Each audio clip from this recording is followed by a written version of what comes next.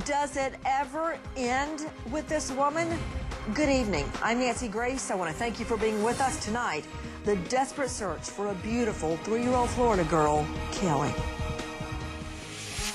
New charges now being filed this morning against Casey Anthony. In trouble all over again for alleged check fraud. Still no sign of her missing 3-year-old daughter, Caylee. Sources tell Local 6 that sometime in the next few days, Casey will be arrested yet again on more check fraud charges. Only this time she'll be taken into custody with much less fanfare than her previous arrest. 3 new charges claim Casey Anthony stole checks and money from a friend while that friend was out of town. And she did this during a time when Caylee was missing. These are grand theft charges, fraud and forgery charges for the checks. And if she is convicted on these counts, she's facing 10 counts in all. They're punishable by up to 5 years in prison for each one. So she would be looking at 50 years if that were to happen. I don't know what your involvement is, sweetheart. You're not telling me where she's at. Because I don't know where she's at. Are you kidding me? Straight out to Mark Williams with WNDB News Talk. Mark, more charges. When will she be arrested? Well, first off, those charges keep stacking up. Today, of course, we had those 10 charges, all felony charges, 1 count of grand theft, 3 counts of fraudulent use of personal identification, 3 counts of forgery by check, 3 counts of uttering a forged check. 50 years of the slammer she could get, Nancy, on these charges if convicted. Arrest anytime. Jose Baez, her attorney, says he wants to be notified when the sheriff's office goes to arrest her because really, he'd rather... Mark Williams? Yeah? Let me guess. Pause. He wants her to turn herself in like last time. Hello. Last time he sent a fax to the jail.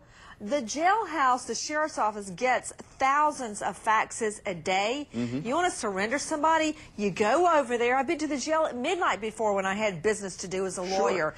When you have an issue, you go then. You don't send a fax to sit in a stack till the next day. So what's he doing about it? Well, he says he wants to be notified before they arrest her. He doesn't want another spectacle on live TV, which happened 2 weeks ago on this show. I hardly think her being arrested for bad checks and forgeries is the spectacle. The spectacle is there's a little girl missing, Mark Williams. I agree, Nancy. I mean, and that's the primary thing. And what's interesting is you pointed out is that this website, another website's being developed to pay for her defense fund instead of looking for little Caylee. What's going on? Now, I'm getting a lot of conflicting reports, Mark Williams. These press releases keep being issued every day, and they actually conflict. The other day, one of the press releases, the people representing the defense law firm says they're creating a website. They are creating a website to solicit our money to help Mom Casey Anthony. All right, now they're saying, no. They don't have any, the defense doesn't have anything to do with that. Well, who does?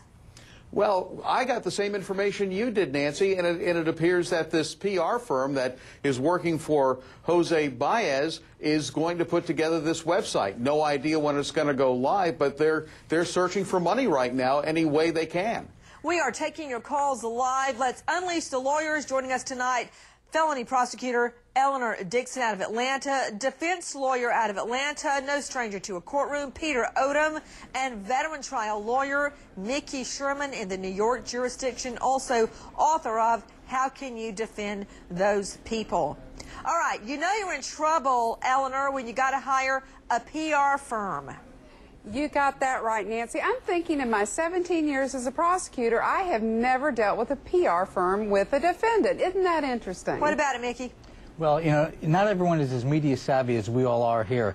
As we've seen... Speak for yourself. I know. As we've seen, this family... I think it's a bunch of bunk. Yeah, but this family has not been able to deal with the media. If I was going to be charged with a crime, I would not be spending my money on a PR firm. I doubt they're spending much money. I'll bet the PR firm is doing it for next to nothing, just for the publicity itself. But when you've got those satellite trucks staked outside your house for God knows how long, these people can't handle it, and they've reacted very badly to it. So it's not that unwise a decision, frankly. It's better than having all those Jackson family spokespeople who came forward during the Jackson case. I hardly think, Mickey Sherman, that this case in any way compares to the Michael Jackson debacle. Peter Odom, have you ever dealt with a PR firm when you're looking at a child neglect or a child murder case?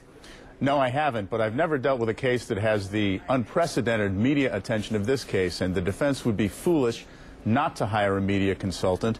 This jury pool is absolutely going to be infected unless they do something to correct that. So it was a good move by them. Of course, Eleanor Dixon hiring a PR firm at this juncture has nothing whatsoever to do with a future jury pool, and that jury pool can be cured by simply moving jurisdictions, moving venues, or rehabilitating the jurors by asking them if they can continue to be fair and impartial regardless of what they have heard on television. Exactly right, Nancy, and that's the first thing you do in jury selection is see who can be fair and impartial and who's heard of the case and if they can set that aside to listen to evidence. Okay, once again, we're putting the cart before the horse. We're talking about jury selection. Back to Natisha Lance standing by at the Anthony home. What about the searches, Natisha? Why have the searches been called off? I do not accept that it's because of flooding at this point. Well, I think the searches have been called off at this point, Nancy, because there's a lack of tips, a lack of information coming in. Also, due to that flooding, police have not been able to search the areas that they want to search, and they are running out of information, partly because Casey still has not given them more information to go off of, and they don't know where else to look. Mike Brooks, former Fed with the FBI, what can they do? The searches today are called off. No searches. That's, Nancy, there's not much they can do right now. All of the cards are in Casey Anthony's hands. She holds the key to this case. She needs to cooperate, but she most likely and possibly never will. To California bounty hunter, we are taking your calls. Leonard Padilla, he was there in the home after her last release from behind bars. Right now, they are hunkering down, preparing for another arrest on additional charges. But what I don't get, we all know that Mom Casey Anthony holds the key to where little Caylee is, dead or alive. What does the family do? You were in the home. What do they do? She just sits there at the dinner table and watches the 6 o'clock news? They act like nothing's going on? Well, Casey was spending a lot of time in her room. When Jose Baez, her attorney, would come over, he'd make sure that she wasn't around the other people in the house. She was solitary in her room. And one day when the FBI and some local officials came over to ask the Anthony family to take a lie detector test, Lee became agitated. We were sitting out in the RV, and at first they agreed to, and then he came back out and said, no, we're not going to take lie detector tests at all. Whoa, wait. It's the first time hearing of this. I've asked you 50 times what goes on in the house, and suddenly I'm hearing they asked the Anthonys to take a lie detector test, and they did not do it? That's correct. We were sitting in the RV, and we saw first there was a Child Protective Services individual went in, and then later on some law enforcement went in. Are you talking about George and Cindy Anthony were asked to take a polygraph, and they declined? At first they agreed, and then when Lee went back in there, he came back out and told us that he had told them, no, we're not going to take lie detector tests. Why? And neither was he. I don't know. I told him that was the best way to get cleared by the FBI of any charges or anything like that might be coming down the road, and he said, no, I don't care if we're not cleared, we're not taking them.